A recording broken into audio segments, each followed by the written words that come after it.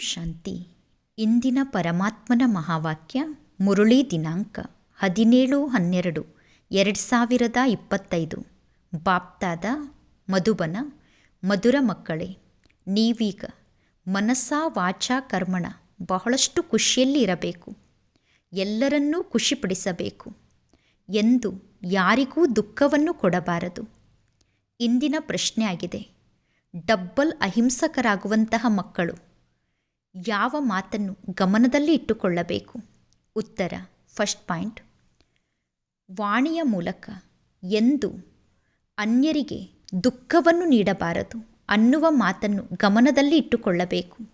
ಅಂದರೆ ನಮ್ಮ ವಾಣಿಯ ಮೂಲಕ ಎಂದು ಯಾರಿಗೂ ದುಃಖ ಆಗಬಾರದು ಅನ್ನುವ ಮಾತನ್ನು ಗಮನದಲ್ಲಿ ಇಟ್ಟುಕೊಳ್ಳಬೇಕು. ಏಕೆಂದರೆ ವಾಣಿಯ ಮೂಲಕ ದುಃಖವನ್ನು ನೀಡುವುದೂ ಕೂಡ ಹಿಂಸೆಯಾಗಿದೆ. ನಾವೀಗ ದೇವತೆಗಳಾಗುತ್ತಿದ್ದೇವೆ. ಆದ್ದರಿಂದ ನಮ್ಮ ನಡತೆ ಬಹಳಷ್ಟು ರಾಯಲ್ ಆಗಿರಬೇಕು. ನಮ್ಮ ಆಹಾರ ಪಾನೀಯ ಬಹಳಷ್ಟು ಉನ್ನತವಾಗಿರಬಾರದು, ಅಂದರೆ ಬಹಳ ಶ್ರೇಷ್ಠ ಆಗಿರಬಾರದು ಮತ್ತು ಬಹಳ ಕನಿಷ್ಠ ಕೂಡ ಆಗಿರಬಾರದು. ಇಂದಿನ ಗೀತೆಯಾಗಿದೆ, ದುರ್ಬಲರ ಜೊತೆಗೆ ಶಕ್ತಿಶಾಲಿಗಳ ಯುದ್ಧ. ಓಂ ಶಾಂತಿ. ಮಧುರಾತಿ ಮಧುರ. ಅಗಲಿ ಹೋಗಿ ಮರಳಿ ಸಿಕ್ಕಿರುವ ಮಕ್ಕಳಿಗೆ ಪರಮಾತ್ಮ ತಂದೆ ಪ್ರತಿದಿನ ಮೊದಲೇ ತಿಳಿಸುತ್ತಾರೆ, ಸ್ವಯಂವನ್ನು ಆತ್ಮ ಎಂದು ತಿಳಿದುಕೊಂಡು ಕುಳಿತುಕೊಳ್ಳಿ ಮತ್ತು ತಂದೆಯನ್ನು ನೆನಪು ಮಾಡಿ. ದಯವಿಟ್ಟು ಗಮನವನ್ನು ಕೊಡಿ ಎಂದು ಹೇಳುತ್ತಾರೆ ತಾನೆ. ಅಟೆನ್ಷನ್ ಪ್ಲೀಸ್ ಎಂದು ಹೇಳುತ್ತಾರೆ. ಅಂದ ಮೇಲೆ ಪರಮಾತ್ಮ ತಂದೆ ತಿಳಿಸುತ್ತಾರೆ, ಒಬ್ಬ ಪರಮಾತ್ಮ ತಂದೆಯ ಕಡೆ ಗಮನವನ್ನು ಕೊಡಿ. ಪರಮಾತ್ಮ ತಂದೆ ಬಹಳಷ್ಟು ಮಧುರ ಆಗಿದ್ದಾರೆ. ಆ ಪರಮಾತ್ಮ ತಂದೆಗೆ ಪ್ರೀತಿಯ ಸಾಗರ, ಜ್ಞಾನದ ಸಾಗರ ಎಂದು ಕರೆಯಲಾಗುತ್ತದೆ. ಅಂದ ಮೇಲೆ ಈಗ ನೀವು ಕೂಡ ಬಹಳಷ್ಟು ಪ್ರಿಯ ಆತ್ಮರಾಗಬೇಕು. ಮನಸ್ಸ ವಾಚ ಕರ್ಮಣ ಪ್ರತಿ ಮಾತಿನಲ್ಲೂ ನೀವು ಖುಷಿಯಲ್ಲಿ ಇರಬೇಕು. ಎಂದು ಯಾರಿಗೂ ದುಃಖವನ್ನು ಕೊಡಬಾರದು. ಪರಮಾತ್ಮ ತಂದೆ ಯಾರಿಗೂ ದುಃಖವನ್ನು ನೀಡುವುದಿಲ್ಲ. ಪರಮಾತ್ಮ ತಂದೆ ಬಂದಿರುವುದೇ ನಮ್ಮನ್ನು ಸುಖಿಗಳನ್ನಾಗಿ ಮಾಡುವುದಕ್ಕೋಸ್ಕರ. ನೀವೀಗ ಯಾರಿಗೂ ಯಾವುದೇ ಪ್ರಕಾರದಿಂದ ದುಃಖವನ್ನು ನೀಡಬಾರದು. ಈಗ ದುಃಖವನ್ನು ನೀಡುವಂತಹ ಕರ್ಮವನ್ನು ನೀವು ಮಾಡಬಾರದು. ಅನ್ಯರಿಗೆ ದುಃಖ ಆಗುವಂತಹ ಯಾವ ಕರ್ಮವನ್ನೂ ಕೂಡ ನೀವೀಗ ಮಾಡಬಾರದು. ನಿಮ್ಮ ಮನಸ್ಸಿನಲ್ಲೂ ಕೂಡ ದುಃಖವನ್ನು ನೀಡುವ ವಿಚಾರ ಬರಬಾರದು. ಆದರೆ ಮನಸ್ಸಿನಲ್ಲೂ ದುಃಖವನ್ನು ನೀಡದೇ ಇರುವಂತಹ ಸ್ಥಿತಿ ಅಂತ್ಯದಲ್ಲಿ ರೂಪಿತ ಆಗುತ್ತದೆ. ಕರ್ಮೇಂದ್ರಿಯದ ಮೂಲಕ ಸ್ವಲ್ಪವಾದರೂ ತಪ್ಪು ನಡೆಯುತ್ತಿರುತ್ತದೆ. ಸ್ವಯಂವನ್ನು ಆತ್ಮ ಎಂದು ತಿಳಿದುಕೊಳ್ಳಬೇಕು. ಸ್ವಯಂವನ್ನು ಆತ್ಮ ಎಂದು ತಿಳಿದುಕೊಂಡು ಅನ್ಯರನ್ನು ಸೋದರ ಆತ್ಮರು ಅನ್ನುವ ದೃಷ್ಟಿಯಿಂದ ನೋಡಿದಾಗ ಪುನಃ ನೀವು ಯಾರಿಗೂ ದುಃಖವನ್ನು ನೀಡುವುದಿಲ್ಲ. ಶರೀರವನ್ನು ನೋಡಲೇಬಾರದು. ಶರೀರವನ್ನು ನೋಡದೇ ಇದ್ದಾಗ ನೀವು ಹೇಗೆ ದುಃಖವನ್ನು ನೀಡಲು ಸಾಧ್ಯ? ಇದು ಗುಪ್ತ ರೂಪದ ಪರಿಶ್ರಮ ಆಗಿದೆ. ಆತ್ಮವನ್ನೇ ನೋಡುವುದು ಗುಪ್ತ ಪರಿಶ್ರಮ ಆಗಿದೆ. ಇದು ಸಂಪೂರ್ಣ ಬುದ್ಧಿಯಿಂದ ಮಾಡುವ ಕೆಲಸ ಆಗಿದೆ. ಇದು ಬುದ್ಧಿಯ ಕೆಲಸ ಆಗಿದೆ. ನೀವೀಗ ಪಾರಸ ಬುದ್ಧಿ ಉಳ್ಳವರಾಗುತ್ತಿದ್ದೀರಾ. ಯಾವಾಗ ನೀವು ಪಾರಸ ಬುದ್ಧಿ ಉಳ್ಳವರಾಗಿದ್ದೀರೋ ಆಗ ನೀವು ಬಹಳಷ್ಟು ಸುಖವನ್ನು ಅನುಭವ ಮಾಡಿದ್ದೀರಾ. ನೀವೇ ಸುಖಧಾಮಕ್ಕೆ ಮಾಲೀಕರಾಗಿದ್ದೀರಿ. ಇದು ದುಃಖಧಾಮ ಆಗಿದೆ. ಇದು ಬಹಳ ಸಹಜವಾದ ಮಾತಾಗಿದೆ. ಅದು ಶಾಂತಿಧಾಮ ಆಗಿದೆ. ಶಾಂತಿಧಾಮ ನಮ್ಮ ಮಧುರ ಮನೆ ಆಗಿದೆ. ಅಲ್ಲಿಂದ ಪಾತ್ರವನ್ನು ಮಾಡಲು ಪುನಃ ನಾವು ಇಲ್ಲಿಗೆ ಬಂದಿದ್ದೇವೆ. ಬಹಳಷ್ಟು ಸಮಯದಿಂದ ದುಃಖದ ಪಾತ್ರವನ್ನು ಅಭಿನಯ ಮಾಡಿದ್ದೇವೆ. ಈಗ ನಾವು ಸುಖಧಾಮಕ್ಕೆ ಹೋಗಬೇಕು. ಆದ್ದರಿಂದ ಪರಸ್ಪರರನ್ನು ಸೋದರ ಸೋದರರು ಎಂದು ತಿಳಿದುಕೊಳ್ಳಬೇಕು. ಅಂದರೆ ಒಬ್ಬರು ಇನ್ನೊಬ್ಬರನ್ನು ನೋಡಿ ಇವರು ನನ್ನ ಸೋದರರು ಎಂದು ತಿಳಿದುಕೊಳ್ಳಬೇಕು. ಆತ್ಮಕ್ಕೆ ದುಃಖವನ್ನು ನೀಡಲು ಸಾಧ್ಯ ಇಲ್ಲ. ಸ್ವಯಂವನ್ನು ಆತ್ಮ ಎಂದು ತಿಳಿದುಕೊಂಡು ಆತ್ಮದ ಜೊತೆಗೆ ನಾನು ಮಾತನಾಡುತ್ತಿದ್ದೇನೆ ಎಂದು ಅನುಭವವನ್ನು ಮಾಡಬೇಕು. ಆತ್ಮ ಸಿಂಹಾಸನದಲ್ಲಿ ವಿರಾಜಮಾನ ಆಗಿದೆ. ಬ್ರಹ್ಮನ ಭೃಕುಟಿ ಶಿವತಂದೆಯ ಸಿಂಹಾಸನ ಆಗಿದೆ. ಬ್ರಹ್ಮನ ಶರೀರ ಶಿವತಂದೆಯ ರಥ ಆಗಿದೆ. ಮಕ್ಕಳಾದ ನೀವು ಹೇಳುತ್ತೀರಾ, ನಾವು ಶಿವತಂದೆಯ ರಥವನ್ನು ಶೃಂಗಾರ ಮಾಡುತ್ತೇವೆ ಎಂದು, ಶಿವತಂದೆಯ ರಥಕ್ಕೆ ನಾವು ಊಟವನ್ನು ಮಾಡಿಸುತ್ತೇವೆ ಎಂದು ಹೇಳುತ್ತೀರಾ. ಅಂದ ಮೇಲೆ ನಿಮಗೆ ಶಿವತಂದೆಯ ನೆನಪೇ ಇರುತ್ತದೆ. ಶಿವತಂದೆ ಕಲ್ಯಾಣಕಾರಿಯಾಗಿದ್ದಾರೆ. ಪರಮಾತ್ಮ ತಂದೆ ತಿಳಿಸುತ್ತಾರೆ, ನಾನು ಪಂಚತತ್ವದ ಕಲ್ಯಾಣವನ್ನು ಮಾಡುತ್ತೇನೆ. ಸತ್ಯುಗದಲ್ಲಿ ಅಂತಹ ಯಾವ ವಸ್ತುವೂ ಇರುವುದಿಲ್ಲ. ಅಂದರೆ ಸತ್ಯುಗದಲ್ಲಿ ನಿಮಗೆ ಕಷ್ಟವನ್ನು ನೀಡುವಂತಹ ಯಾವ ವಸ್ತುವೂ ಇರುವುದಿಲ್ಲ. ಸತ್ಯುಗದಲ್ಲಿ ಎಂದೂ ಬಿರುಗಾಳಿ ಬೀಸುವುದಿಲ್ಲ ಮತ್ತು ಎಂದೂ ಚಳಿ ಕೂಡ ಆಗುವುದಿಲ್ಲ. ಅಂದ ಮೇಲೆ ಸತ್ಯುಗದಲ್ಲಿ ವಾತಾವರಣ ಹೇಗಿರುತ್ತದೆ? ಸತ್ಯುಗದಲ್ಲಿ ಸದಾ ವಸಂತ ಋತು ಇರುತ್ತದೆ. ಸತ್ಯುಗದಲ್ಲಿ ದುಃಖದ ಹೆಸರೂ ಚಿಹ್ನೆ ಕೂಡ ಇರುವುದಿಲ್ಲ. ಅದು ಸ್ವರ್ಗ ಆಗಿದೆ. ಪರಮಾತ್ಮ ತಂದೆ ಬಂದಿದ್ದಾರೆ. ತಂದೆ ಬಂದಿರುವುದೇ ನಿಮ್ಮನ್ನು ಸ್ವರ್ಗಕ್ಕೆ ಮಾಲೀಕರನ್ನಾಗಿ ಮಾಡುವುದಕ್ಕೋಸ್ಕರ. ಸರ್ವಶ್ರೇಷ್ಠ ಭಗವಂತ ತಂದೆ ಆಗಿದ್ದಾರೆ. ಸರ್ವಶ್ರೇಷ್ಠ ತಂದೆ ಪರಮಾತ್ಮ ಆಗಿದ್ದಾರೆ. ಪರಮಾತ್ಮ ತಂದೆ ಸರ್ವಶ್ರೇಷ್ಠ ಶಿಕ್ಷಕ ಆಗಿದ್ದಾರೆ. ಅಂದ ಮೇಲೆ ಅವಶ್ಯವಾಗಿ ಪರಮಾತ್ಮ ತಂದೆ ನಮ್ಮನ್ನು ಸರ್ವಶ್ರೇಷ್ಠ ಆತ್ಮರನ್ನಾಗಿ ಮಾಡುತ್ತಾರೆ. ನೀವು ಈ ರೀತಿ ಲಕ್ಷ್ಮೀನಾರಾಯಣರಾಗಿದ್ದೀರಿ. ಈ ಎಲ್ಲ ಜ್ಞಾನದ ಮಾತನ್ನು ನೀವೀಗ ಮರೆತಿದ್ದೀರಾ. ಪರಮಾತ್ಮ ತಂದೆ ಕುಳಿತು ಈ ಎಲ್ಲ ಜ್ಞಾನದ ಮಾತನ್ನು ತಿಳಿಸುತ್ತಾರೆ. ಋಷಿ ಮುನಿ ಮುಂತಾದವರನ್ನು ಜಗತ್ತಿನ ಜನ ಕೇಳುತ್ತಿದ್ದರು, ನಿಮಗೆ ರಚಯಿತನ ಬಗ್ಗೆ ಗೊತ್ತಿದೆಯೇ, ರಚನೆಯ ಬಗ್ಗೆ ಗೊತ್ತಿದೆಯೇ ಎಂದು. ಆಗ ಋಷಿ ಮುನಿಗಳು ರಚಯಿತನ ಬಗ್ಗೆ ನಮಗೆ ಗೊತ್ತಿಲ್ಲ, ರಚನೆಯ ಬಗ್ಗೆ ನಮಗೆ ಗೊತ್ತಿಲ್ಲ ಎಂದು ಹೇಳುತ್ತಿದ್ದರು. ಏಕೆಂದರೆ ರಚಯಿತ ಮತ್ತು ರಚನೆಯ ಜ್ಞಾನ ಅವರ ಬಳಿ ಇರಲಿಲ್ಲ. ಅಂದ ಮೇಲೆ ರಚಯಿತ ಮತ್ತು ರಚನೆಯ ಜ್ಞಾನ ಪರಂಪರೆಯಿಂದ ಹೇಗೆ ನಡೆದುಕೊಂಡು ಬರಲು ಸಾಧ್ಯ? ಪರಮಾತ್ಮ ತಂದೆ ತಿಳಿಸುತ್ತಾರೆ, ಈಗ ಈ ಜ್ಞಾನವನ್ನು ನಾನು ನೀಡುತ್ತೇನೆ. ನೀವು ಸದ್ಗತಿಯನ್ನು ಪ್ರಾಪ್ತಿ ಮಾಡಿಕೊಳ್ಳುತ್ತೀರಾ. ನಿಮಗೆ ಸದ್ಗತಿ ಸಿಕ್ಕ ನಂತರ ಪುನಃ ಜ್ಞಾನದ ಅವಶ್ಯಕತೆ ಇರುವುದಿಲ್ಲ. ಸತ್ಯುಗದಲ್ಲಿ ಯಾರೂ ದುರ್ಗತಿಯನ್ನು ಪ್ರಾಪ್ತಿ ಮಾಡಿಕೊಳ್ಳುವುದಿಲ್ಲ. ಸತ್ಯುಗಕ್ಕೆ ಸದ್ಗತಿಯ ಜಗತ್ತು ಎಂದು ಕರೆಯಲಾಗುತ್ತದೆ. ಇಲ್ಲಿ ದುರ್ಗತಿಯನ್ನು ಪ್ರಾಪ್ತಿ ಮಾಡಿಕೊಳ್ಳುತ್ತಾರೆ. ಆದರೆ ನಾನು ದುರ್ಗತಿಯಲ್ಲಿ ಇದ್ದೇನೆ ಅನ್ನುವುದು ಯಾರಿಗೂ ಗೊತ್ತಿಲ್ಲ. ಪರಮಾತ್ಮ ತಂದೆಗೆ ಮುಕ್ತಿದಾತ, ಮಾರ್ಗದರ್ಶಕ, ಅಂಬಿಕಾ ಎಂದು ಕರೆಯಲಾಗುತ್ತದೆ. ಪರಮಾತ್ಮ ತಂದೆ ವಿಷದ ಸಾಗರದಿಂದ ಎಲ್ಲರ ನೌಕೆಯನ್ನು ಪಾರು ಮಾಡುತ್ತಾರೆ. ಸತ್ಯುಗಕ್ಕೆ ಕ್ಷೀರಸಾಗರ ಎಂದು ಕರೆಯಲಾಗುತ್ತದೆ. ವಿಷ್ಣುವನ್ನು ಕ್ಷೀರಸಾಗರದಲ್ಲಿ ತೋರಿಸುತ್ತಾರೆ. ಅದೆಲ್ಲ ಭಕ್ತಿ ಮಾರ್ಗದ ಗಾಯನ ಆಗಿದೆ. ಒಂದು ಬಹಳ ದೊಡ್ಡ ಕೆರೆ ಇದೆ. ಆ ಕೆರೆಯಲ್ಲಿ ವಿಷ್ಣುವಿನ ಬಹಳ ದೊಡ್ಡ ಮೂರ್ತಿಯನ್ನು ತೋರಿಸುತ್ತಾರೆ. ಅಂದರೆ ಆ ಕೆರೆಯಲ್ಲಿ ವಿಷ್ಣುವಿನ ಬಹಳ ದೊಡ್ಡ ಮೂರ್ತಿಯನ್ನು ಇಟ್ಟಿದ್ದಾರೆ. ಪರಮಾತ್ಮ ತಂದೆ ತಿಳಿಸುತ್ತಾರೆ, ನೀವು ಸಂಪೂರ್ಣ ವಿಶ್ವದಲ್ಲಿ ರಾಜ್ಯವನ್ನು ಆಳಿದ್ದೀರಾ. ಸಂಪೂರ್ಣ ವಿಶ್ವದಲ್ಲಿ ನೀವೇ ರಾಜ್ಯವನ್ನು ಆಳಿದ್ದೀರಾ. ಅನೇಕ ಬಾರಿ ನೀವೇ ಸೋತಿದ್ದೀರಾ ಮತ್ತು ಅನೇಕ ಬಾರಿ ನೀವೇ ವಿಜಯವನ್ನು ಪಡೆದುಕೊಂಡಿದ್ದೀರಾ. ಪರಮಾತ್ಮ ತಂದೆ ತಿಳಿಸುತ್ತಾರೆ, ಕಾಮ ಮಹಾಶತ್ರು ಆಗಿದೆ. ಈ ಕಾಮ ವಿಕಾರದ ಮೇಲೆ ವಿಜಯವನ್ನು ಪಡೆದುಕೊಳ್ಳುವುದರಿಂದ ನೀವು ಜಗಜ್ಜೀತರಾಗುತ್ತೀರಾ. ಅಂದ ಮೇಲೆ ಖುಷಿಯಿಂದ ಕಾಮ ವಿಕಾರದ ಮೇಲೆ ವಿಜಯಗಳಾಗಬೇಕು. ಬಲೆ ಗೃಹಸ್ಥ ವ್ಯವಹಾರದಲ್ಲಿ ಇರಿ, ಪ್ರವೃತ್ತಿ ಮಾರ್ಗದಲ್ಲಿ ಇರಿ, ಆದರೆ ಕಮಲ ಪುಷ್ಪದ ಸಮಾನ ಪವಿತ್ರರಾಗಿ ಇರಿ. ನೀವೀಗ ಮುಳ್ಳಿನಿಂದ ಹೂವಾಗುತ್ತಿದ್ದೀರಾ. ಈ ಕಲಿಯುಗ ಮುಳ್ಳಿನ ಕಾಡಾಗಿದೆ ಎಂದು ಎಲ್ಲರಿಗೂ ಅರ್ಥ ಆಗುತ್ತದೆ. ಈ ಮುಳ್ಳಿನ ಕಾಡಿನಲ್ಲಿ ಒಬ್ಬರು ಇನ್ನೊಬ್ಬರಿಗೆ ಎಷ್ಟೊಂದು ಕಾಟವನ್ನು ಕೊಡುತ್ತಿರುತ್ತಾರೆ. ಒಬ್ಬರು ಇನ್ನೊಬ್ಬರನ್ನು ಸಾಯಿಸಿ ಬಿಡುತ್ತಾರೆ.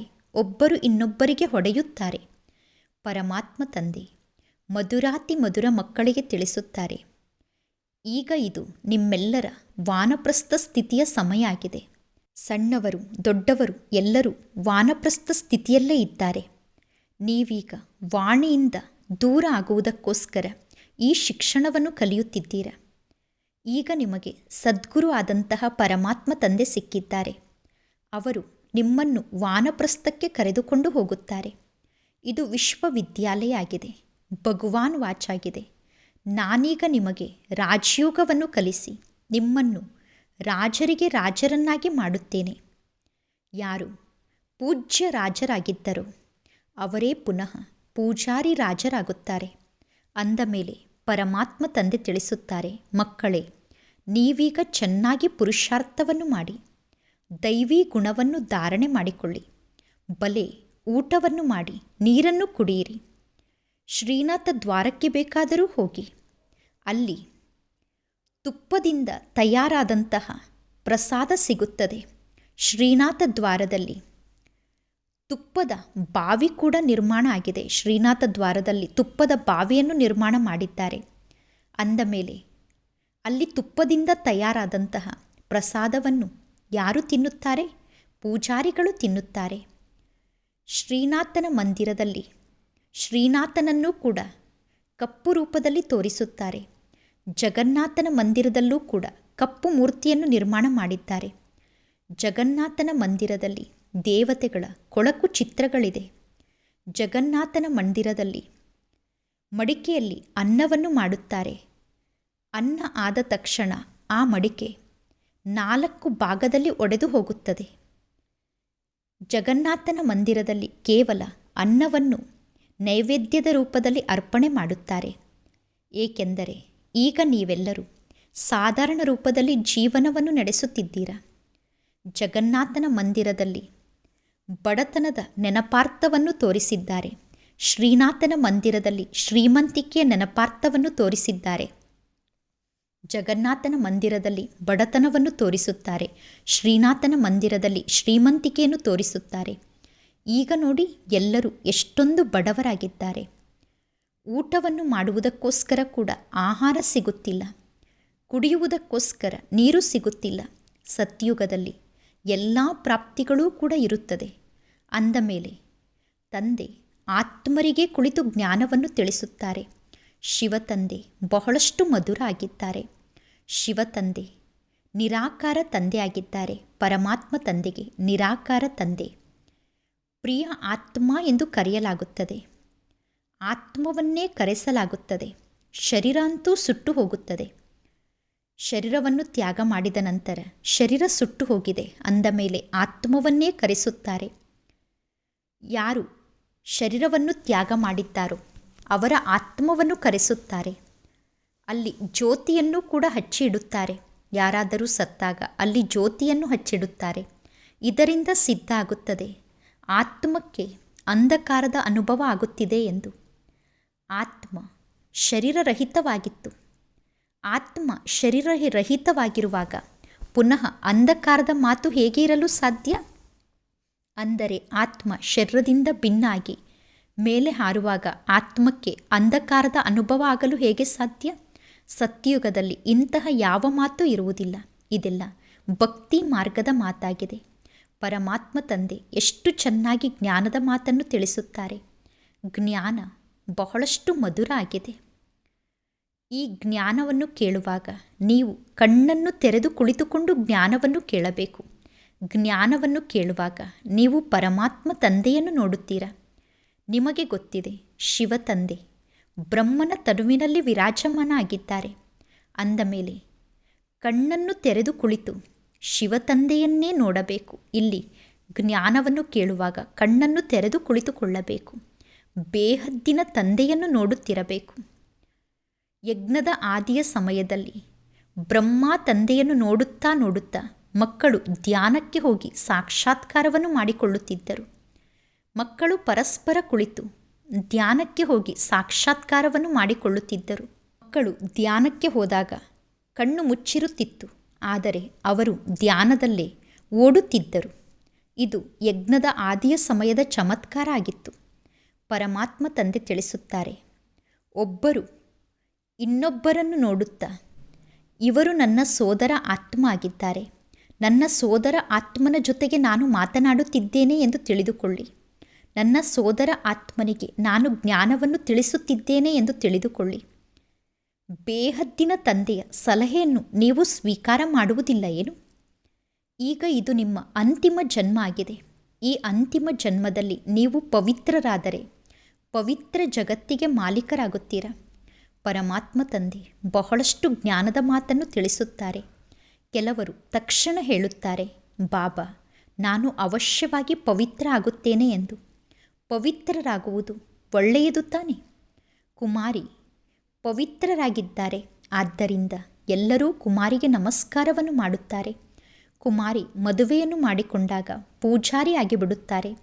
ನಂತರ ಆ ಕುಮಾರಿ ಎಲ್ಲರಿಗೂ ತಲೆಯನ್ನು ಬಾಗಿಸಿ ನಮಸ್ಕಾರವನ್ನು ಮಾಡಬೇಕಾಗುತ್ತದೆ. ಅಂದ ಮೇಲೆ ಪವಿತ್ರತೆಯ ಗುಣ ಒಳ್ಳೆಯ ಗುಣ ಆಗಿದೆ ತಾನೆ? ಪವಿತ್ರರಾಗುವುದು ಒಳ್ಳೆಯದು ತಾನೆ? ಪವಿತ್ರರಾದರೆ ಶಾಂತಿ ಮತ್ತು ಸಂಪತ್ತು ಪ್ರಾಪ್ತಿಯಾಗುತ್ತದೆ. ಪವಿತ್ರತೆ ಎಲ್ಲಿದೆಯೋ ಅಲ್ಲಿ ಶಾಂತಿ ಇದೆ, ಸಂಪತ್ತಿದೆ. ಎಲ್ಲದಕ್ಕೂ ಆಧಾರ ಪವಿತ್ರತೆಯಾಗಿದೆ. ಹೇ ಪತಿತ ಪಾವನ ಬನ್ನಿ ಎಂದು ಪರಮಾತ್ಮ ತಂದೆಯನ್ನು ಕರೆಯುತ್ತಾರೆ. ಪಾವನ ಜಗತ್ತಿನಲ್ಲಿ ರಾವಣ ಇರುವುದಿಲ್ಲ, ಅದು ರಾಮರಾಜ್ಯ ಆಗಿದೆ. ರಾಮರಾಜ್ಯದಲ್ಲಿ ಎಲ್ಲರೂ ಹಾಲು ಸಕ್ಕರೆಯ ಸಮಾನ ಕ್ಷೀರಖಂಡ ಆಗಿರುತ್ತಾರೆ. ಸತ್ಯುಗದಲ್ಲಿ ಧರ್ಮದ ರಾಜ್ಯ ಇರುತ್ತದೆ. ಅಂದ ಮೇಲೆ ಪುನಃ ಅಲ್ಲಿ ರಾವಣ ಎಲ್ಲಿಂದ ಬರಲು ಸಾಧ್ಯ? ರಾಮಾಯಣ ಮುಂತಾದ ಕಥೆಯನ್ನು ಎಷ್ಟೊಂದು ಪ್ರೀತಿಯಿಂದ ಕುಳಿತು ತಿಳಿಸುತ್ತಾರೆ. ಅದೆಲ್ಲ ಭಕ್ತಿ ಮಾರ್ಗ ಆಗಿದೆ. ಮಕ್ಕಳು ಸಾಕ್ಷಾತ್ಕಾರದಲ್ಲಿ ನೃತ್ಯವನ್ನು ಮಾಡಲು ಪ್ರಾರಂಭ ಮಾಡುತ್ತಿದ್ದರು. ಸತ್ಯದ ನೌಕೆಯ ಬಗ್ಗೆ ಗಾಯನ ಇದೆ. ಸತ್ಯದ ನೌಕೆ ಅಲುಗಾಡುತ್ತದೆ, ಆದರೆ ಸತ್ಯದ ನೌಕೆ ಮುಳುಗಲು ಸಾಧ್ಯ ಇಲ್ಲ. ಅನ್ಯ ಸತ್ಸಂಗಕ್ಕೆ ಹೋಗಬೇಡಿ ಎಂದು ಯಾರನ್ನೂ ತಡೆಯುವುದಿಲ್ಲ. ಇಲ್ಲಿ ಜ್ಞಾನವನ್ನು ಕೇಳಲು ಹೊರಟರೆ ಎಷ್ಟೊಂದು ಅಡೆತಡೆಯನ್ನು ಹಾಕುತ್ತಾರೆ.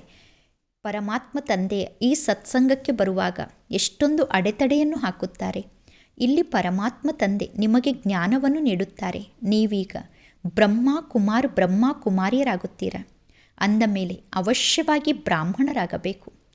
ಪರಮಾತ್ಮ ತಂದೆ ಸ್ವರ್ಗವನ್ನು ಸ್ಥಾಪನೆ ಮಾಡುವಂಥವರಾಗಿದ್ದಾರೆ. ಅಂದ ಮೇಲೆ ನಾವು ಅವಶ್ಯವಾಗಿ ಸ್ವರ್ಗಕ್ಕೆ ಮಾಲೀಕರಾಗಿರಬೇಕು. ನಾವೇಕೆ ನರಕದಲ್ಲಿ ಇದ್ದೇವೆ? ಈಗ ನಿಮಗೆ ಅರ್ಥ ಆಗಿದೆ. ಮೊದಲು ನಾವೇ ಪೂಜಾರಿಗಳಾಗಿದ್ದೆವು. ಈಗ ಪುನಃ 21 ಜನ್ಮಕ್ಕೋಸ್ಕರ ಪೂಜ್ಯರಾಗುತ್ತೇವೆ. 63 ಜನ್ಮದಿಂದ ಪೂಜಾರಿಗಳಾಗಿದ್ದೆವು.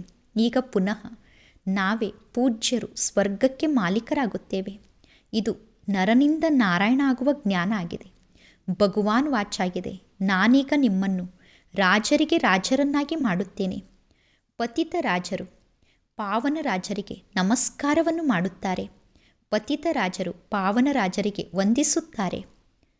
ಪ್ರತಿಯೊಬ್ಬ ಮಹಾರಾಜನ ಮಹಲ್ನಲ್ಲಿ ಅವಶ್ಯವಾಗಿ ಮಂದಿರ ಇರುತ್ತದೆ.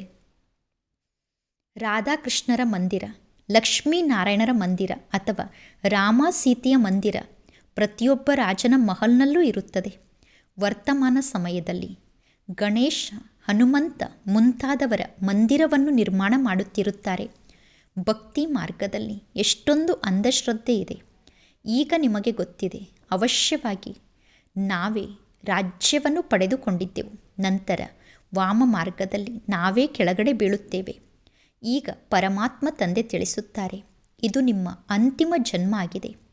ಮಧುರಾತಿ ಮಧುರ ಮಕ್ಕಳೇ, ಮೊದಲು ನೀವೇ ಸ್ವರ್ಗದಲ್ಲಿ ಇದ್ದೀರಿ. ನಂತರ ಕೆಳಗಡೆ ಇಳಿಯುತ್ತಾ ಈಗ ನೆಲದ ಮೇಲೆ ಬಂದು ಬಿದ್ದಿದ್ದೀರಾ. ನೀವೀಗ ಹೇಳುತ್ತೀರಾ, ನಾವು ಬಹಳಷ್ಟು ಶ್ರೇಷ್ಠರಾಗಿದ್ದೆವು. ಪರಮಾತ್ಮ ತಂದೆ ನಮ್ಮನ್ನು ಉನ್ನತ ಸ್ಥಾನಕ್ಕೆ ಏರಿಸುತ್ತಾರೆ. ಪ್ರತಿ 5000 ವರ್ಷದ ನಂತರ ಪರಮಾತ್ಮ ತಂದೆ ನಮಗೆ ಶಿಕ್ಷಣವನ್ನು ಕಲಿಸುವುದಕ್ಕೋಸ್ಕರ ಬರುತ್ತಾರೆ. ಇದಕ್ಕೆ ಇಡೀ ವಿಶ್ವದ ಇತಿಹಾಸ ಮತ್ತು ಭೂಗೋಳದ ರಿಪಿಟೇಷನ್ ಎಂದು ಕರೆಯಲಾಗುತ್ತದೆ. ಅಂದರೆ ಇದು ವಿಶ್ವದ ಇತಿಹಾಸ ಮತ್ತು ಭೂಗೋಳದ ಪುನರಾವರ್ತನೆಯಾಗಿದೆ. ಪರಮಾತ್ಮ ತಂದೆ ತಿಳಿಸುತ್ತಾರೆ, ಮಕ್ಕಳಾದ ನಿಮ್ಮನ್ನು ನಾನು ವಿಶ್ವಕ್ಕೆ ಮಾಲೀಕರನ್ನಾಗಿ ಮಾಡುತ್ತೇನೆ. ಇಡೀ ವಿಶ್ವದಲ್ಲಿ ನಿಮ್ಮ ರಾಜ್ಯ ಇರುತ್ತದೆ. ಗೀತೆಯಲ್ಲೂ ಕೂಡ ಇದೆ. ಪರಮಾತ್ಮ ತಂದೆ ಎಂತಹ ರಾಜ್ಯವನ್ನು ನೀಡುತ್ತಾರೆ ಅಂದರೆ, ಪರಮಾತ್ಮ ತಂದೆ ನೀಡುವಂತಹ ರಾಜ್ಯವನ್ನು ಎಂದೂ ಯಾರೂ ನಮ್ಮಿಂದ ಕಿತ್ತುಕೊಳ್ಳಲು ಸಾಧ್ಯ ಇಲ್ಲ. ಈ ಕಲಿಯುಗದಲ್ಲಿ ಎಷ್ಟೊಂದು ಪಾರ್ಟಿಷನ್ ಇದೆ. ನೀರಿನಲ್ಲೂ ಪಾರ್ಟಿಷನ್, ಅಂದರೆ ನೀರಿಗೋಸ್ಕರ ಹೊಡೆದಾಡುತ್ತಾರೆ, ಭೂಮಿಗೋಸ್ಕರ ಹೊಡೆದಾಡುತ್ತಾರೆ. ಭೂಮಿಯಲ್ಲೂ ಪಾರ್ಟಿಷನ್ ಮಾಡಿಕೊಂಡಿದ್ದಾರೆ, ನೀರಿನಲ್ಲೂ ಪಾರ್ಟಿಷನ್ ಮಾಡಿಕೊಂಡಿದ್ದಾರೆ. ತಮ್ಮ ತಮ್ಮ ರಾಜ್ಯವನ್ನು ತಾವು ರಕ್ಷಣೆ ಮಾಡಿಕೊಳ್ಳುತ್ತಿರುತ್ತಾರೆ. ಒಂದು ವೇಳೆ ತಮ್ಮ ರಾಜ್ಯವನ್ನು ತಾವು ರಕ್ಷಣೆ ಮಾಡದೇ ಇದ್ದರೆ ಆ ರಾಜ್ಯದಲ್ಲಿ ಇರುವಂತಹ ಯುವಕರು ಕಲ್ಲಿನಿಂದ ಹೊಡೆಯಲು ಪ್ರಾರಂಭ ಮಾಡುತ್ತಾರೆ. ಜಗತ್ತಿನ ಜನ ತಿಳಿದುಕೊಳ್ಳುತ್ತಾರೆ, ನವಯುವಕರು ಬಹಳಷ್ಟು ಶಕ್ತಿಶಾಲಿಗಳಾಗಿ ಭಾರತದ ರಕ್ಷಣೆಯನ್ನು ಮಾಡುತ್ತಾರೆ ಎಂದು ಅಂದ ಮೇಲೆ ಯುವಕರು ತಮ್ಮ ಶಕ್ತಿಯನ್ನು ತೋರಿಸುತ್ತಾರೆ. ಜಗತ್ತಿನ ಪರಿಸ್ಥಿತಿ ಹೇಗಿದೆ ನೋಡಿ. ಈಗ ಜಗತ್ತಿನ ಪರಿಸ್ಥಿತಿ ಹೇಗೆ ಆಗಿದೆ ನೋಡಿ. ಇದು ರಾವಣ ರಾಜ್ಯ ಆಗಿದೆ. ಪರಮಾತ್ಮ ತಂದೆ ತಿಳಿಸುತ್ತಾರೆ, ಇದು ಅಸುರಿ ರಾವಣನ ಸಂಪ್ರದಾಯ ಆಗಿದೆ. ಇಲ್ಲಿರುವವರೆಲ್ಲ ಅಸುರಿ ಸಂಪ್ರದಾಯದವರಾಗಿದ್ದಾರೆ. ನೀವೀಗ ದೈವಿ ಸಂಪ್ರದಾಯದವರಾಗುತ್ತಿದ್ದೀರಾ. ದೇವತೆಗಳು ಮತ್ತು ಅಸುರರು ಹೇಗೆ ಯುದ್ಧವನ್ನು ಮಾಡಲು ಸಾಧ್ಯ? ನೀವು ಡಬ್ಬಲ್ ಅಹಿಂಸಕರಾಗುತ್ತೀರಾ. ಸತ್ಯುಗದ ದೇವತೆಗಳು ಡಬ್ಬಲ್ ಅಹಿಂಸಕರಾಗಿದ್ದಾರೆ. ದೇವಿ ದೇವತೆಗಳಿಗೆ ಡಬ್ಬಲ್ ಅಹಿಂಸಕರು ಎಂದು ಕರೆಯಲಾಗುತ್ತದೆ. ಅಹಿಂಸೋ ಪರಮೋ ದೇವಿ ದೇವತಾ ಧರ್ಮ ಎಂದು ಕರೆಯಲಾಗುತ್ತದೆ. ಪರಮಾತ್ಮ ತಂದೆ ತಿಳಿಸಿದ್ದಾರೆ, ನೀವೀಗ ವಾಣಿಯ ಮೂಲಕ ಯಾರಿಗೂ ದುಃಖವನ್ನು ಕೊಡಬಾರದು. ನೀವೀಗ ದೇವತೆಗಳಾಗುತ್ತೀರಾ. ಅಂದ ಮೇಲೆ ನಿಮ್ಮಲ್ಲಿ ಪ್ರತಿ ಮಾತಿನಲ್ಲೂ ರಾಯಲ್ಟಿ ಇರಬೇಕು. ನಿಮ್ಮ ಆಹಾರ ಪಾನೀಯ ಬಹಳಷ್ಟು ಉನ್ನತವಾಗಿರಬಾರದು ಮತ್ತು ಬಹಳಷ್ಟು ಕನಿಷ್ಠ ಕೂಡ ಆಗಿರಬಾರದು. ನಿಮ್ಮ ಆಹಾರ ಪಾನೀಯ ಏಕರಸವಾಗಿರಬೇಕು. ರಾಜರು ಬಹಳಷ್ಟು ಕಡಿಮೆ ಮಾತನ್ನು ಮಾತನಾಡುತ್ತಾರೆ. ಪ್ರಜೆಗಳಿಗೆ ರಾಜರ ಬಗ್ಗೆ ಬಹಳಷ್ಟು ಪ್ರೀತಿ ಇರುತ್ತದೆ. ಈ ಕಲಿಯುಗದಲ್ಲಿ ನೋಡಿ ಎಂತಹ ಪರಿಸ್ಥಿತಿ ಇದೆ. ಎಷ್ಟೊಂದು ಸ್ಟ್ರೈಕನ್ನು ಮಾಡುತ್ತಾರೆ. ಪರಮಾತ್ಮ ತಂದೆ ತಿಳಿಸುತ್ತಾರೆ, ಯಾವಾಗ ಜಗತ್ತಿಗೆ ಇಂತಹ ಪರಿಸ್ಥಿತಿ ಬರುತ್ತದೆಯೋ ಆಗ ನಾನು ಬಂದು ಇಡೀ ವಿಶ್ವದಲ್ಲಿ ಶಾಂತಿಯನ್ನು ಸ್ಥಾಪನೆ ಮಾಡುತ್ತೇನೆ. ಎಲ್ಲರೂ ಸೇರಿ ಒಂದಾಗಬೇಕು ಎಂದು ಗೌರ್ಮೆಂಟ್ ಬಯಸುತ್ತದೆ. ಬಲೆ ಎಲ್ಲರೂ ಸಹೋದರರಾಗಿದ್ದಾರೆ. ಆದರೆ ಇದು ಒಂದು ಆಟ ಆಗಿದೆ. ಪರಮಾತ್ಮ ತಂದೆ ಮಕ್ಕಳಿಗೆ ತಿಳಿಸುತ್ತಾರೆ, ಮಕ್ಕಳೇ, ನೀವೀಗ ಯಾವ ಮಾತಿನ ಚಿಂತೆಯನ್ನೂ ಮಾಡಬೇಡಿ. ಆಹಾರ ಧಾನ್ಯದಲ್ಲೂ ಕೂಡ ಈಗ ಎಷ್ಟೊಂದು ತೊಂದರೆ ಆಗುತ್ತಿದೆ. ಈಗ ಆಹಾರ ಧಾನ್ಯ ಸಿಗದೇ ಇರುವ ಕಾರಣ ಎಷ್ಟೊಂದು ತೊಂದರೆ ಆಗುತ್ತಿದೆ. ಸ್ವರ್ಗದಲ್ಲಿ ಬಹಳಷ್ಟು ಆಹಾರ ಧಾನ್ಯ ಇರುತ್ತದೆ. ನೀವು ಸ್ವರ್ಗದಲ್ಲಿ ಹಣವನ್ನು ನೀಡದೆ ಆಹಾರ ಧಾನ್ಯವನ್ನು ಪಡೆದುಕೊಳ್ಳುತ್ತೀರಾ. ಸತ್ಯುಗದಲ್ಲಿ ನೀವು ಹಣವನ್ನು ಖರ್ಚು ಮಾಡದೇ ಇದ್ದರೂ ಕೂಡ ನಿಮಗೆ ಎಷ್ಟೊಂದು ಆಹಾರ ಧಾನ್ಯ ಸಿಗುತ್ತದೆ. ಈಗ ಅಂತಹ ದೈವಿ ರಾಜ್ಯ ಸ್ಥಾಪನೆ ಆಗುತ್ತಿದೆ. ಪರಮಾತ್ಮ ತಂದೆ ನಮ್ಮನ್ನು ಎಷ್ಟು ಆರೋಗ್ಯವಂತರನ್ನಾಗಿ ಮಾಡುತ್ತಾರೆ ಅಂದರೆ ಪುನಃ ಎಂದೂ ನಾವು ಸತ್ಯುಗದಲ್ಲಿ ರೋಗಿಗಳಾಗುವುದಿಲ್ಲ. ಇದು ಪರಮಾತ್ಮ ತಂದೆಯ ಗ್ಯಾರಂಟಿ ಆಗಿದೆ. ಪರಮಾತ್ಮ ತಂದೆ ದೇವತೆಗಳ ಸಮಾನ ನಮ್ಮ ನಡತೆಯನ್ನು ರೂಪಿಸುತ್ತಾರೆ. ನಮ್ಮ ನಡತೆಯನ್ನು ದೇವತೆಗಳ ಸಮಾನ ಮಾಡುತ್ತಾರೆ. ಇಂತಿಂತಹ ಮಾತನ್ನು ನೀವು ಮಿನಿಸ್ಟರ್ಗಳಿಗೂ ಕೂಡ ತಿಳಿಸಬಹುದು. ಯುಕ್ತಿಯಿಂದ ತಿಳಿಸಬೇಕು. ಬಹಳ ಚೆನ್ನಾಗಿ ಅವರು ಒಪಿನಿಯನನ್ನು ಬರೆದುಕೊಡುತ್ತಾರೆ. ಆದರೆ ಮೊದಲು ಅವರಿಗೆ ಜ್ಞಾನ ಅರ್ಥ ಆಗಬೇಕು. ಮೊದಲು ನೀವು ಅರ್ಥ ಮಾಡಿಕೊಳ್ಳಿ ಎಂದು ಹೇಳಬೇಕು. ಆಗ ಅವರು ಹೇಳುತ್ತಾರೆ, ಜ್ಞಾನವನ್ನು ಕೇಳಲು ನಮಗೆ ಸಮಯ ಇಲ್ಲ ಎಂದು. ದೊಡ್ಡ ವ್ಯಕ್ತಿಗಳು ಸ್ವಲ್ಪ ಜ್ಞಾನದ ಮಾತನ್ನು ಜಗತ್ತಿನಲ್ಲಿ ಪ್ರಚಾರ ಮಾಡಿದರೆ ಬಡವರ ಕಲ್ಯಾಣ ಕೂಡ ಆಗುತ್ತದೆ. ಪರಮಾತ್ಮ ತಂದೆ ತಿಳಿಸುತ್ತಾರೆ, ಈಗ ನಿಮ್ಮ ತಲೆಯ ಮೇಲೆ ಸಾವು ನಿಂತಿದೆ, ಕಾಲ ನಿಂತಿದೆ. ಇಂದು ನಾಳೆ ಎಂದು ಹೇಳುತ್ತಾ ಹೇಳುತ್ತಾ ಸಾವು ಎಲ್ಲರನ್ನೂ ನುಂಗಿಬಿಡುತ್ತದೆ. ನೀವು ಕುಂಭಕರ್ಣನ ಸಮಾನ ಆಗಿಬಿಡುತ್ತೀರಾ. ಮಕ್ಕಳಿಗೆ ಜ್ಞಾನವನ್ನು ತಿಳಿಸುವಾಗ ಎಷ್ಟೊಂದು ಖುಷಿಯಾಗುತ್ತದೆ. ಪರಮಾತ್ಮ ತಂದೆ ಈ ಎಲ್ಲ ಚಿತ್ರವನ್ನು ನಿರ್ಮಾಣ ಮಾಡಿಸಿದ್ದಾರೆ. ಈ ಬ್ರಹ್ಮ ತಂದೆಗೆ ಮೊದಲು ಈ ಜ್ಞಾನ ಗೊತ್ತಿರಲಿಲ್ಲ. ಲೌಕಿಕ ತಂದೆಯ ಮೂಲಕ ನಿಮಗೆ ಆಸ್ತಿ ಸಿಗುತ್ತದೆ. ಪಾರಲೌಕಿಕ ತಂದೆಯ ಮೂಲಕ ನಿಮಗೆ ಆಸ್ತಿ ಸಿಗುತ್ತದೆ. ಅಲೌಕಿಕ ತಂದೆಯ ಮೂಲಕ ಆಸ್ತಿ ಸಿಗುವುದಿಲ್ಲ. ಈ ಬ್ರಹ್ಮ ತಂದೆ ಮಧ್ಯದಲ್ಲಿ ದಲ್ಲಾಳಿಯಾಗಿದ್ದಾರೆ. ಇವರ ಮೂಲಕ ನಿಮಗೆ ಆಸ್ತಿ ಸಿಗುವುದಿಲ್ಲ. ಪ್ರಜಾಪಿತ ಬ್ರಹ್ಮನನ್ನು ನೀವು ನೆನಪು ಮಾಡಬಾರದು. ಬ್ರಹ್ಮ ತಂದೆ ಸ್ವಯಂ ಹೇಳುತ್ತಾರೆ, ನನ್ನ ಮೂಲಕ ನಿಮಗೆ ಯಾವ ಪ್ರಾಪ್ತಿ ಕೂಡ ಸಿಗುವುದಿಲ್ಲ. ನಾನು ಕೂಡ ಶಿಕ್ಷಣವನ್ನು ಕಲಿಯುತ್ತಿದ್ದೇನೆ. ಆಸ್ತಿ ಒಂದನೆಯದಾಗಿ ಹದ್ದಿನ ತಂದೆಯ ಬಳಿ ಇದೆ. ಎರಡನೆಯದಾಗಿ ಬೇಹದ್ದಿನ ತಂದೆಯ ಬಳಿ ಇದೆ. ಪ್ರಜಾಪಿತ ಬ್ರಹ್ಮ ತಂದೆ ಯಾವ ಆಸ್ತಿಯನ್ನು ನೀಡಲು ಸಾಧ್ಯ? ಪರಮಾತ್ಮ ತಂದೆ ತಿಳಿಸುತ್ತಾರೆ, ತಂದೆಯಾದ ನನ್ನೊಬ್ಬನನ್ನೇ ನೆನಪು ಮಾಡಿ. ಬ್ರಹ್ಮನ ಶರೀರ ಪರಮಾತ್ಮ ಶಿವ ತಂದೆಯ ರಥ ಆಗಿದೆ. ರಥವನ್ನು ನೆನಪು ಮಾಡಬಾರದು. ಸರ್ವಶ್ರೇಷ್ಠ ಭಗವಂತ ಎಂದು ಕರೆಯಲಾಗುತ್ತದೆ. ಪರಮಾತ್ಮ ತಂದೆ ಕುಳಿತು ಆತ್ಮರಿಗೆ ತಿಳಿಸುತ್ತಾರೆ, ಎಲ್ಲ ಕಾರ್ಯವನ್ನು ಆತ್ಮವೇ ಮಾಡುತ್ತದೆ. ಆತ್ಮ ಒಂದು ಶರೀರವನ್ನು ತ್ಯಾಗ ಮಾಡಿ ಇನ್ನೊಂದು ಶರೀರವನ್ನು ಧಾರಣೆ ಮಾಡಿಕೊಳ್ಳುತ್ತದೆ. ಹೇಗೆ ಸರ್ಪದ ಉದಾಹರಣೆಯನ್ನು ನೀಡುತ್ತಾರೆ ತಾನೆ. ನೀವು ಭ್ರಮರಿಯಾಗಿದ್ದೀರಾ. ನೀವೀಗ ಜ್ಞಾನದ ಬೂಬು ಮಾಡಬೇಕು. ಜ್ಞಾನವನ್ನು ತಿಳಿಸುತ್ತಾ ನೀವು ಯಾರನ್ನು ಬೇಕಾದರೂ ವಿಶ್ವಕ್ಕೆ ಮಾಲೀಕರನ್ನಾಗಿ ಮಾಡಬಹುದು. ಪರಮಾತ್ಮ ತಂದೆ ನಿಮ್ಮನ್ನು ವಿಶ್ವಕ್ಕೆ ಮಾಲೀಕರನ್ನಾಗಿ ಮಾಡುತ್ತಾರೆ. ಅಂದ ಮೇಲೆ ಇಂತಹ ತಂದೆಯನ್ನು ನೀವು ಏಕೆ ನೆನಪು ಮಾಡುವುದಿಲ್ಲ? ಈಗ ಪರಮಾತ್ಮ ತಂದೆ ಬಂದಿದ್ದಾರೆ ಅಂದ ಮೇಲೆ ತಂದೆಯ ಮೂಲಕ ಏಕೆ ಆಸ್ತಿಯನ್ನು ಪಡೆದುಕೊಳ್ಳಬಾರದು? ನನಗೆ ತಂದೆಯನ್ನು ನೆನಪು ಮಾಡಲು ಪುರ್ಸೊತ್ ಸಿಗುವುದಿಲ್ಲ, ತಂದೆಯ ಜ್ಞಾನವನ್ನು ಕೇಳಲು ಸಮಯ ಸಿಗುವುದಿಲ್ಲ ಎಂದು ಏಕೆ ಹೇಳುತ್ತೀರಾ? ಒಳ್ಳೊಳ್ಳೆ ಮಕ್ಕಳು ಸೆಕೆಂಡ್ನಲ್ಲಿ ಜ್ಞಾನವನ್ನು ಅರ್ಥ ಮಾಡಿಕೊಳ್ಳುತ್ತಾರೆ. ಪರಮಾತ್ಮ ತಂದೆ ತಿಳಿಸುತ್ತಾರೆ, ಮನುಷ್ಯರು ಲಕ್ಷ್ಮೀನಾರಾಯಣರ ಪೂಜೆಯನ್ನು ಮಾಡುತ್ತಾರೆ. ಮನುಷ್ಯರು ಲಕ್ಷ್ಮಿಯ ಪೂಜೆಯನ್ನು ಮಾಡುತ್ತಾರೆ. ಈಗ ಲಕ್ಷ್ಮಿಯ ಮೂಲಕ ಏನು ಸಿಗುತ್ತದೆ ಮತ್ತು ಜಗದಂಬೆಯ ಮೂಲಕ ಏನು ಸಿಗುತ್ತದೆ? ಲಕ್ಷ್ಮಿ ಸ್ವರ್ಗದ ದೇವಿಯಾಗಿದ್ದಾರೆ.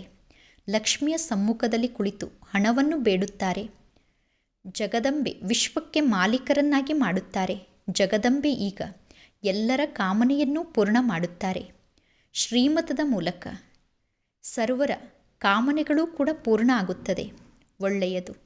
ಮಧುರಾತಿ ಮಧುರ ಅಗಲಿ ಹೋಗಿ ಮರಳಿ ಸಿಕ್ಕಿರುವ ಮಕ್ಕಳ ಪ್ರತಿ ಮಾತ್ಪಿತಾ ಬಾಪ್ದಾದರವರ ನೆನಪು, ಪ್ರೀತಿ ಹಾಗೂ ಸುಪ್ರಭಾತ. ಆತ್ಮಿಕ ಮಕ್ಕಳಿಗೆ ಆತ್ಮಿಕ ತಂದೆಯ ನಮಸ್ತೆ. ಆತ್ಮಿಕ ತಂದೆಗೆ ಆತ್ಮಿಕ ಮಕ್ಕಳ ನೆನಪು, ಪ್ರೀತಿ ಹಾಗೂ ನಮಸ್ತೆ ನಮಸ್ತೆ ನಮಸ್ತೆ. ಧಾರಣೆಗೋಸ್ಕರ ಮುಖ್ಯ ಸಾರ. ಫಸ್ಟ್ ಪಾಯಿಂಟ್, ಈ ಕರ್ಮೇಂದ್ರಿಯದ ಮೂಲಕ ಯಾವುದೇ ಪ್ರಕಾರದ ತಪ್ಪು ನಡೆಯಬಾರದು. ಅದಕ್ಕೋಸ್ಕರ ನಾನು ಆತ್ಮ ಆಗಿದ್ದೇನೆ ಅನ್ನುವ ಸ್ಮೃತಿಯನ್ನು ಪಕ್ಕಾ ಮಾಡಿಕೊಳ್ಳಬೇಕು. ಶರೀರವನ್ನು ನೋಡಬಾರದು. ಒಬ್ಬ ತಂದೆಯ ಕಡೆ ಗಮನವನ್ನು ಕೊಡಬೇಕು. ಸೆಕೆಂಡ್ ಪಾಯಿಂಟ್, ಈಗ ಇದು ನಮ್ಮ ವಾನಪ್ರಸ್ಥ ಸ್ಥಿತಿಯ ಸಮಯ ಆಗಿದೆ. ಆದ್ದರಿಂದ ವಾಣಿಯಿಂದ ದೂರ ಆಗುವ ಪುರುಷಾರ್ಥವನ್ನು ಮಾಡಬೇಕು. ಅವಶ್ಯವಾಗಿ ಪವಿತ್ರರಾಗಬೇಕು. ಸತ್ಯದ ನೌಕೆ ಅಲುಗಾಡುತ್ತದೆ, ಆದರೆ ಸತ್ಯದ ನೌಕೆ ಎಂದೂ ಮುಳುಗುವುದಿಲ್ಲ ಅನ್ನುವ ಮಾತು ಬುದ್ಧಿಯಲ್ಲಿ ಇರಬೇಕು. ಆದ್ದರಿಂದ ವಿಘ್ನಗಳನ್ನು ನೋಡಿ ಭಯಪಡಬಾರದು. ಇಂದಿನ ವರದಾನ ಆಗಿದೆ. ನಾಟಕದ ಜ್ಞಾನದ ಮೂಲಕ ಅಚಲ ಸ್ಥಿತಿಯನ್ನು ರೂಪಿಸಿಕೊಳ್ಳುವಂತಹ ಪ್ರಕೃತಿ ಜೀತ್ ಆಗಿ, ಮಾಯಾ ಜೀತ್ ಆಗಿ, ಪ್ರಕೃತಿ ಅಥವಾ ಮಾಯೆಯ ಮೂಲಕ ಎಂತಹ ಪರೀಕ್ಷಾ ಪೇಪರ್ ಬೇಕಾದರೂ ಬರಲಿ, ಆದರೆ ನಮ್ಮ ಸ್ಥಿತಿ ಸ್ವಲ್ಪ ಕೂಡ ಏರುಪೇರಾಗಬಾರದು. ಈ ರೀತಿ ಏಕೆ ಆಗುತ್ತಿದೆ, ಈ ರೀತಿ ಏಕೆ ಅನ್ನುವ ಪ್ರಶ್ನೆ ಮನಸ್ಸಿನಲ್ಲಿ ಉತ್ಪನ್ನ ಆದರೆ ಯಾವುದೇ ಪ್ರಕಾರದ ಸಮಸ್ಯೆ ನಿಮ್ಮ ಮೇಲೆ ದಾಳಿಯನ್ನು ಮಾಡಿಬಿಡುತ್ತದೆ. ಆಗ ನೀವು ಫೇಲ್ ಆಗುತ್ತೀರಾ. ಆದ್ದರಿಂದ ಏನು ಬೇಕಾದರೂ ಆಗಲಿ, ಆದರೆ ಆಂತರ್ಯದಲ್ಲಿ ಸದಾ ಇದೇ ಶಬ್ದ ಬರಬೇಕು, ವಾಹ ಮಧುರ ನಾಟಕವೇ ವಾಹ. ಹಾಯ್, ಏಕೆ ಈ ರೀತಿ ಆಯಿತು, ಅಯ್ಯೋ ಏಕೆ ಈ ರೀತಿ ಆಯಿತು ಅನ್ನುವ ಸಂಕಲ್ಪ ಮನಸ್ಸಿನಲ್ಲಿ ಉತ್ಪನ್ನ ಆಗಬಾರದು.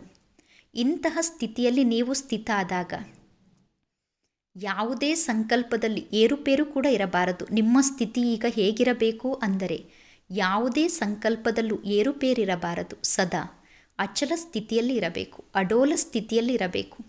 ಆಗ ಪ್ರಕೃತಿ ಜೀತಾಗುವ ವರದಾನ ಪ್ರಾಪ್ತಿಯಾಗುತ್ತದೆ ಅಥವಾ ಮಾಯಾ ಜೀತಾಗುವ ವರದಾನ ಪ್ರಾಪ್ತಿಯಾಗುತ್ತದೆ. ಇಂದಿನ ಶ್ಲೋಗನ್ ಆಗಿದೆ, ಖುಷಿಯ ಸಮಾಚಾರವನ್ನು ತಿಳಿಸಿ. ಎಲ್ಲರಿಗೂ ಖುಷಿಯನ್ನು ನೀಡುವುದೇ ಸರ್ವಶ್ರೇಷ್ಠ ಕರ್ತವ್ಯ ಆಗಿದೆ. ಇಂದಿನ ಅವ್ಯಕ್ತ ಸೂಚನೆಯಾಗಿದೆ. ಈಗ ಸಂಪನ್ನರಾಗುವ ಮಾತಿನ ಕಡೆ ಗಮನವನ್ನು ಕೊಡಿ ಅಥವಾ ಕರ್ಮಾತೀತರಾಗುವಂತಹ ಮಾತಿನ ಕಡೆ ಗಮನವನ್ನು ಕೊಡಿ.